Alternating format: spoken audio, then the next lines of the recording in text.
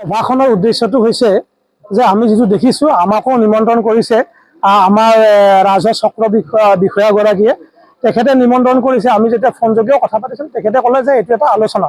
আচলতে আমি আজি সভাখনত উপস্থিত থাকি এটা কথা আমি অনুভৱ কৰিছোঁ যে আলোচনাটো আচলতে সেই কোম্পানীটোৰ পক্ষত থাকি একাংশ চৰকাৰী বিষয়াই ইয়াৰ লগত জড়িত হোৱা যেন আমাৰ অনুভৱ হৈছে। এই কথাটো একেবাৰে স্পষ্ট।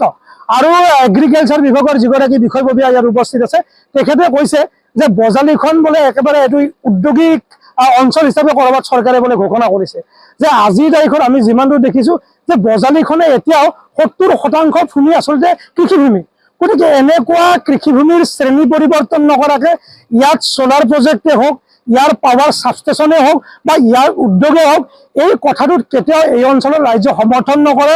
আৰু তেখেতসকলে কৈছে যে ইয়াত বোলে একেবাৰে পোহৰ হৈ থাকিব গোটেই অঞ্চলটো। যে গতিকে কি ধৰণে পোহৰ হ'ব, যে ইয়াত কিবা বিজুলী উৎপাদন হ'ব নেকি, আৰু বিজুলী যদি উৎপাদন হয় তেতিয়াহ'লে কি ধৰণে উৎপাদন হ'ব তেওঁলোকে ৰাইজক আজিলৈকে কথাবিলাক স্পষ্ট কৰা নাই। কেৱল মাত্ৰ এখন তেওঁলোকে গুহাৰী ইয়াত মানে তেওঁলোকে দেখাইছে যে কেইটামান তেওঁলোকে এই হাই ভল্টেজ যিটো আমাৰ টাৱাৰ বুলি কোৱা হয় টাৱাৰৰ ফটো দেখাইছে। যে টাৱাৰৰ ফটো দেখাই তেখেতসকলে কৈছে যে সৰুপেটাৰ উন্নয়ন হ'ব, সৰুপেটাৰ উন্নতি হ'ব। যে আমি ভাবোঁ যে এই উন্নয়ন বা উন্নতিয়ে সৰুপেটাৰ কৃষকসকলক একেবাৰে শেষ কৰি দিব। সৰুকেইটা কৃষকসকলক দুবেলা দুমুঠি খোৱাৰ যিটো বিষয় আজি আছিল কৃষিৰ লগত জড়িত হৈ আছিল এইখিনি একেবাৰে শেষ কৰি দিব। গতিকে আমি দেখিছোঁ যে এই যিটো পাৱাৰ ছাবষ্টেচনৰ যিটো কোম্পানী, এই কোম্পানী আমিও চৰকাৰীভাৱে আজি জিলা আয়ুক্তগৰাকীৰ লগত যোগাযোগ কৰিছোঁ। জিলা আয়ুক্তগৰাকীয়ে স্পষ্টভাৱে কৈছে যে এইটো কোনো কাৰণতে চৰকাৰী আঁচনি নহয়, এইটো এটা পাৱাৰ বিভাগৰ পৰা তেওঁলোকে এটা ঠিকা লৈছে এই কোম্পানীটোৱে। আৰু যিকোনো কাৰণতে তেওঁলোকে চলে বলে কৌশলে ৰাইজৰ ভূমি অধিগ্ৰহণ কৰি তেওঁলোকৰ কামখিনি কৰি যে তেওঁলোকৰ মুনাফাটো তেওঁলোকে ল'ব লাগে। গতিকে আমি এই অঞ্চলৰ ৰাইজক আমি অনুৰোধ কৰিব বিচাৰিছোঁ, অসম জাতীয়তাবাদী যুৱ ছাত্ৰ পৰিষদে এই অঞ্চলৰ ভূমিখিনি আজিও কৃষিভূমি।